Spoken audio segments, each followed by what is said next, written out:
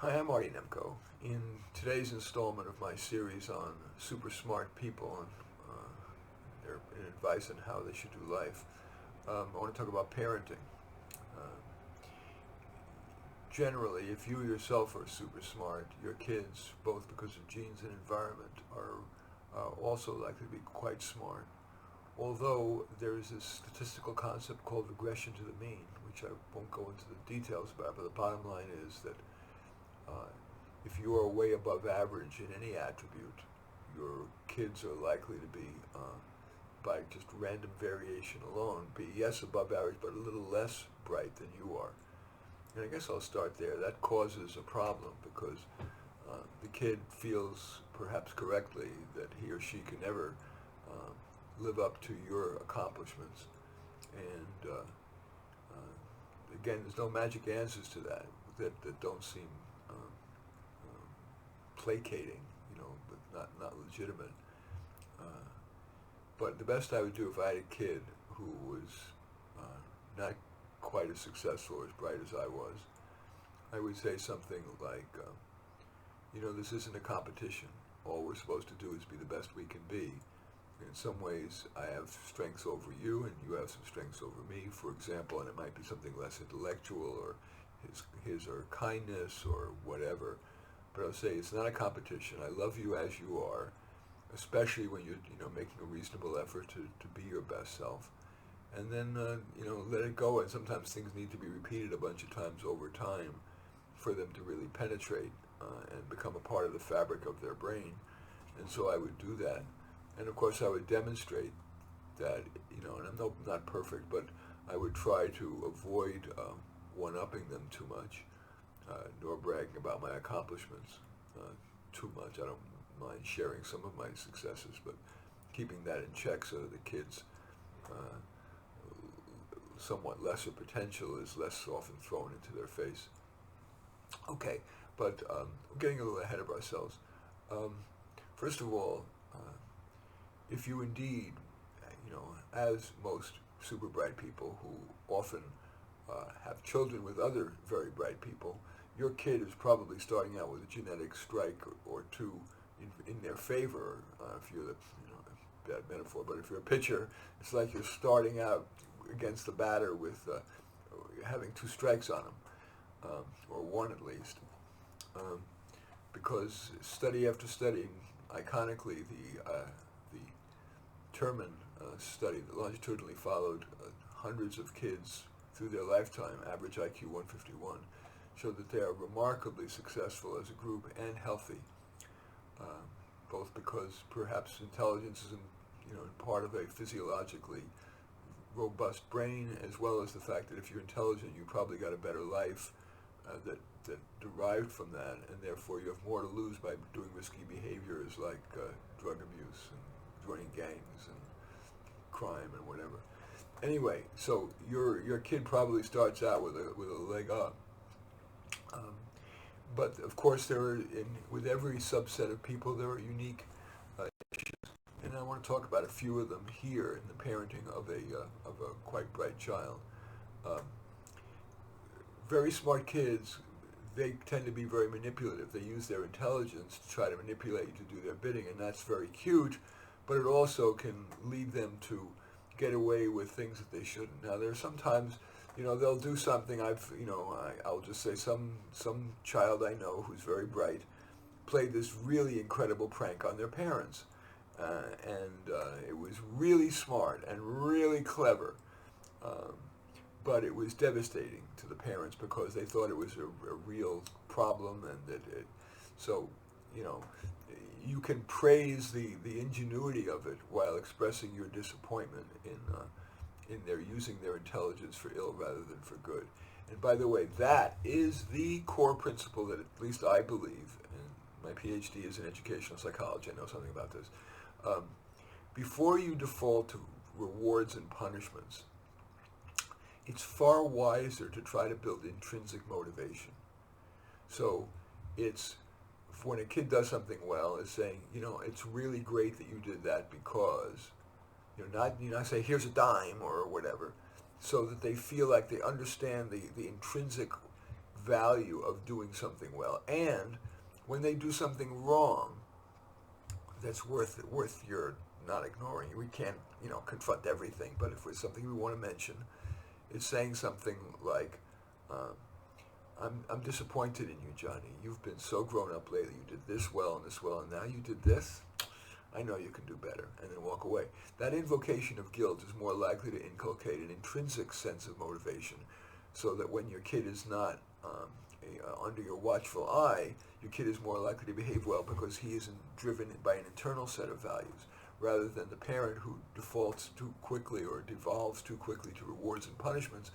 You're not always going to be there to give rewards and punishments, neither is society, neither even are bosses.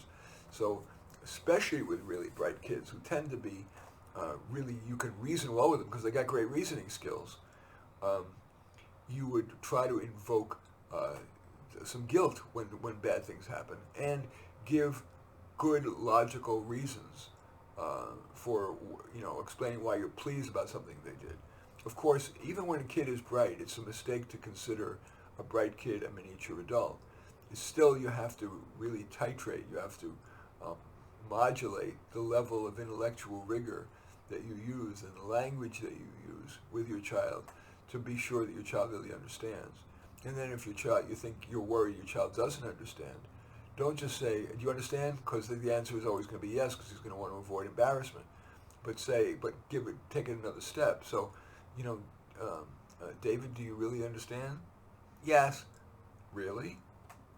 Yes. And I might even go one step further and say, okay, would you paraphrase back what I just said to you? Or, again, if the kid's too young for the word paraphrase, would you, in your own words, say, what I just said? And what do you really think about it? Those kind of questions to your kid. What do you really think? Engages a kind of dialogue that it makes the most of that kid's intelligence. I want to talk just a bit about, everybody knows as a parent you're supposed to balance freedom with limits. But with a gifted kid, you have more leverage. No, not leverage. You have more freedom. So at least from where I sit, the brighter your kid and the more impulse control he has, and the two actually, I believe, are correlated, the brighter your kid is, the more you're going to err on the side of giving more freedom and less limits. And again, when he or she uses that freedom wisely, praising him and explain something like, wow, I let you stay out until 11 o'clock and you didn't stay, you came right home, and I'm talking now about a teenager. Unlike some kids I know, you weren't under the influence, and I saw the kids you left with seemed like great kids. I'm really proud of you. You should be proud of yourself. So I err toward, especially with bright kids, toward more freedom. If I had a slow child whose judgment was unlikely to be as good and influenced by others in a negative way, I would be, the balance would shift more toward setting boundaries and limits rather than freedom. But with a bright child, I would err toward freedom. Just a word about homework. It is correct that most bright kids will find homework unnecessary or not worth the time relative to the opportunity cost. Very often the homework is easy. It's designed to be for the whole class. Rarely it's individualized, and it therefore for the bright child tends to be too easy. And so the kid says, why do I need to do this? I know this already.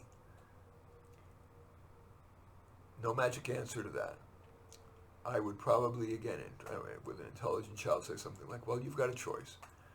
If you don't do it, there's some risk your teacher will think less of you, maybe lower your report card grade. And if you want to pay that price, I'll support that because you're right.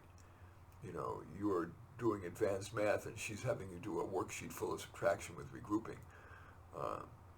I'm not going to force you to do that, but I want you to make that choice and do what you think is right. If I feel, we're doing it on a case-by-case basis. If there was a particular homework assignment that I felt was worthy, I would, and the kid said, well, why do I need to do this?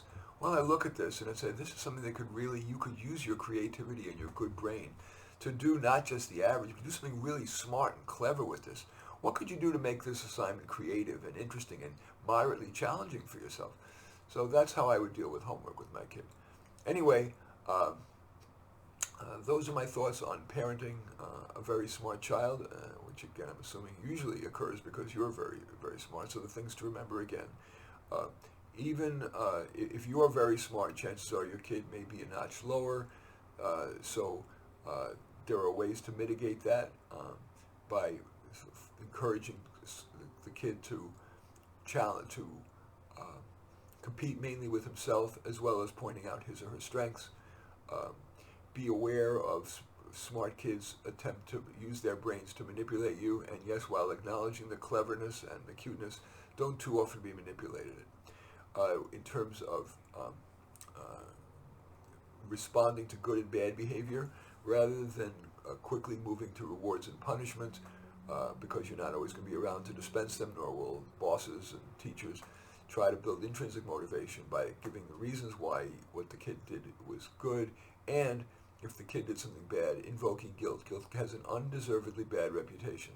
It's, not saying guilt that's paralyzing and makes the kid cry forever, but mild guilt, like, gee, your mother works really, really hard, and she's asked you to clean your room, and you didn't do it. Do you think that's fair? That kind of mild invocation of guilt is more likely to build in intrinsic motivation for the kid to behave well himself, and down the road to be the kind of parent who does the same with his or her kid, rather than certainly hitting a kid or even silly reward systems and idle praise. And with homework on a case-by-case basis, the very bright kid may be very right, saying, "Why do I need to know this?" And on a case-by-case basis, giving the kid the option to say, do you want to pay the price for not doing it? Or if there is a good rational reason for doing it, explaining that in good, smart terms, but still comprehensible to that child at that child's level, and then letting the child make the choice, because the fighting thing usually is not worth the effort. There are very few people whose success in life has been very determined by how much homework they did, especially if they're very bright. Anyway, I do thank you for watching. I'm Marty Nemko. I welcome your thumbs up and accept your thumbs down. I always look forward to your comments, and especially like if you hit the share button and share on your social media so that my efforts can have broader impact, and I'm flattered if you choose to subscribe to my channel. In any event, I do thank you for watching. I am Marty Nemko.